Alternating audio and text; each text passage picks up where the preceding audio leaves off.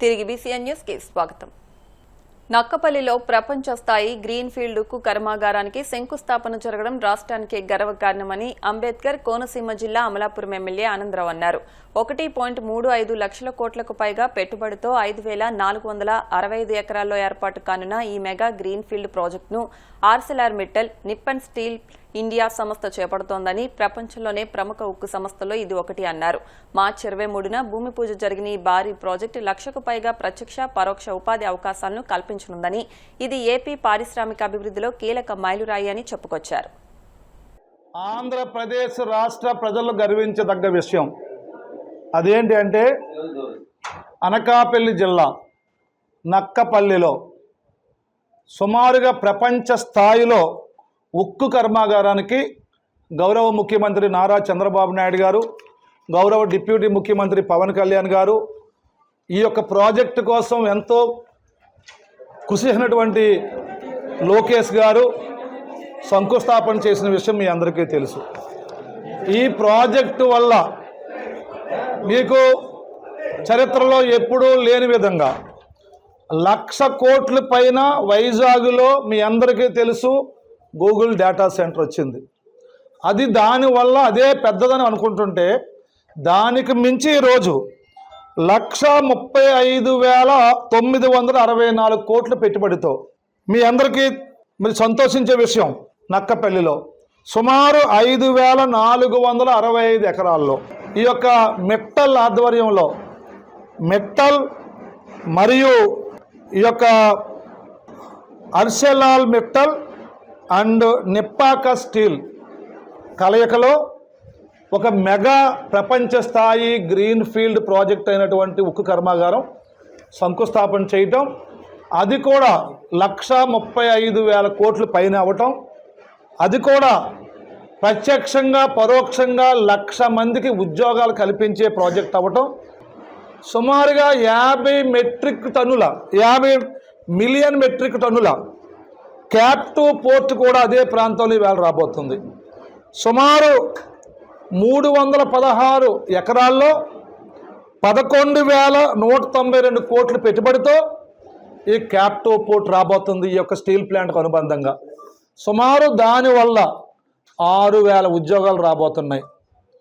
అదే కాకుండా ఈరోజు ఈ ప్రాజెక్టు వల్ల ఆంధ్రప్రదేశ్లో ఉన్న నిరుద్యోగ యువతకి లక్షలాది ఉద్యోగాలు రాబోతున్నాయి. పరోక్షమైనటువంటి వ్యాపారాలు చేసుకోవడానికి అనేక రంగాల వ్యాపారస్తులకు అవకాశాలు రాబోతున్నాయి. ఈ ప్రాజెక్టు ఈ రాష్ట్రానికి రావటానికి ప్రధాన కారకులు, ఈ ప్రాజెక్టుని డీల్ చేసిన వారు మా యువ నాయకులు నారా లోకేష్ గారు అయితే, ఈ ప్రాజెక్టుకి అన్ని విధాలుగా సహకరించిన వారు గౌరవ ముఖ్యమంత్రి నారా చంద్రబాబు నాయుడు గారు, డిప్యూటీ ముఖ్యమంత్రి పవన్ కళ్యాణ్ గారు. 2030 జూన్ నాటికి 7.3 మిలియన్ మెట్రిక్ టన్నులు ఉక్కు ఉత్పత్తి అవబోతుంది. మళ్ళీ అదే సంవత్సరం డిసెంబర్ నాటికి 2వ ఫేజ్లో ఉత్పత్తి ప్రారంభమవుతుంది.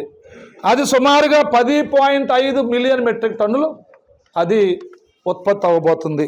వైసీపీ గవర్నమెంట్లో జగన్మోహన్ రెడ్డి ముఖ్యమంత్రిగా ఉండగా ఈ రాష్ట్రంలో ఉన్నటువంటి పెట్టుబడులు పెట్టే పరిశ్రమలే పారిపోతే, అలాగే పరిశ్రమలు పెట్టాలనుకునే వాళ్ళు ఆంధ్రప్రదేశ్ వైపు కన్నెత్తి చూడకుండా పక్క రాష్ట్రాలకు వెళ్ళిపోతే, ఇప్పుడు కూటమి వచ్చిన తర్వాత గౌరవ ముఖ్యమంత్రి నారా చంద్రబాబు నాయుడు గారు బ్రాండ్ ఇమేజ్తో కూటమి అనే ఒక బలమైన ప్రభుత్వాన్ని కారకులు పవన్ కళ్యాణ్ గారు ఇచ్చే 15 సంవత్సరాల కూటమి గవర్నమెంట్ ఉంటుందనే పిలుపుతో, అలాగే ఎక్కడెక్కడ ఏ పెట్టుబడులు ఉన్నాయని వెతుకుతూ ఈ రాష్ట్రానికి తీసుకొచ్చే పనులే ఉన్న లోకేష్ గారి యొక్క కృషితో ఈవేళ ఈ రాష్ట్రానికి ఇన్ని ప్రాజెక్టులు వస్తున్నాయి. ఈ రాష్ట్రంలో ఉన్నటువంటి నిరుద్యోగ యువత భవిష్యత్తు కోసం ఉద్యోగాలు ఇచ్చే గొప్ప గొప్ప పెట్టుబడులు తీసుకొస్తున్నందుకు హృదయపూర్వకంగా ఈ ముగ్గురికి ధన్యవాదాలు తెలియజేసుకుంటూ, ఈ రాష్ట్ర ప్రజలు ఎప్పటికీ మీ నాయకత్వాన్ని కోరుకుంటారని, తద్వారా ఈ రాష్ట్ర ప్రజలు భవిష్యత్తును బాగు చేసుకుంటారని తెలియజేసుకుంటూ మరొక్కసారి హృదయపూర్వక ధన్యవాదాలు తెలుసుకుంటూ సెలవు తీసుకుంటున్నాను. కడపలో జిల్లా సహకార మార్కెటింగ్ సంఘం జనరల్ బాడీ సమావేశం జరిగింది. ఈ సందర్భంగా చైర్మన్ జయప్రకాష్ మాట్లాడుతూ గత జనరల్ బాడీ మీటింగ్ లో 6 లక్షల బెనిఫిట్ చూపించగా ఈ మీటింగ్ లో 57 లక్షల ఆదాయం చూపించడం జరిగిందన్నారు. మంత్రి నాదెండ్ల మనోహర్ ఆదేశాల మేరకు గత ప్రభుత్వంలోని బకాయిలు 60 లక్షల రూపాయలు విడుదల చేస్తామని వెల్లడించారు. DCMS మా ఆఫీస్లో జనరల్ బాడీ మీటింగ్ పెట్టుకున్నాము. గత జనరల్ బాడీకి ఈ బాడీకి గత జనరల్ బాడీ మీటింగ్కు ఈ జనరల్ బాడీ మీటింగ్కు మేము లాస్ట్ టైం మా డిక్లరేషన్ 6 లక్షల రూపాయలు ప్రాఫిట్ చూపించాం. ఈ జనరల్ బాడీ మీటింగ్కి వచ్చి 57 లక్షల రూపాయలు ప్రాఫిట్ చూపించాం. గత గవర్నమెంట్ ఉన్నప్పుడు ప్రొక్యూర్ చేసిన డబ్బులు కూడా మన నాదెండ్ల మనోహర్ గారు సివిల్ సప్లైస్ మినిస్టర్ గారిని రిక్వెస్ట్ చేసుకుంటే మాకు రావాల్సిన బకాయి 60 లక్షల రూపాయలు డబ్బులు మా గౌరవైన మినిస్టర్ గారు రిలీజ్ చేశారు. ఆ డబ్బుని FD రూపంలో వేసాం.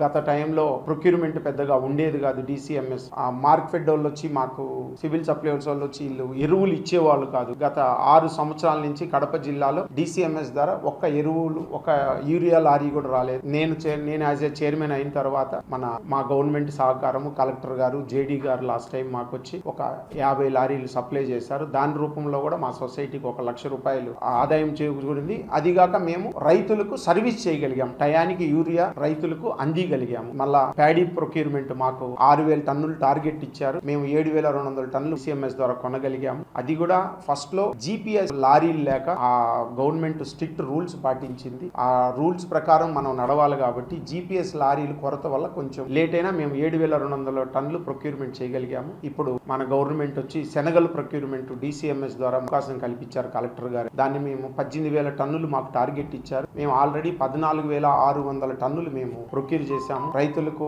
జమ్మల మొడుగు గాని ప్రొద్దుటూరు ఎర్రగుంట్ల వచ్చిన రైతులు ఎండకు మేము వచ్చిన వాళ్ళకు మజ్జిగ ఇస్తున్నాం, భోజనాలు పెడుతున్నాం. మా సొసైటీ వాళ్ళు మా ప్రొక్యూర్మెంట్ సెంటర్ లో మేము రైతులకు లంచ్ కూడా అరేంజ్ చేసి ఈవినింగ్ స్నాక్స్ కూడా ఇచ్చి పంపిస్తూ ఉన్నాము. DCMS ఇప్పుడు అభివృద్ధి చెందుతూ ఉంది. మేము DCMS ద్వారా రైతులకు దగ్గర అవుతూ ఉన్నాము. DCMS ద్వారా రైతులకు మేలు చేకూరుస్తామని సభాముఖంగా తెలియజేసుకుంటున్నాము. మా ముఖ్యమంత్రి వర్యులు సివిల్ 18 గంటల్లో కూడా ప్యాడీ ప్రొక్యూర్మెంట్ కు డబ్బులు వేశారు. రైతుల పక్షపాతి చంద్రబాబు నాయుడు గారు డ్రిప్ ఇరిగేషన్ ఇచ్చారు. ఉల్లి రైతులకు కూడా సబ్సిడీ డబ్బులు ఇచ్చారు. మామిడికాయ రైతులకు కూడా సబ్సిడీ డబ్బులు ఇచ్చారని మీ మీడియా మిత్రుల ద్వారా రైతు సోదరులకు తెలియజేసుకుంటున్నాను.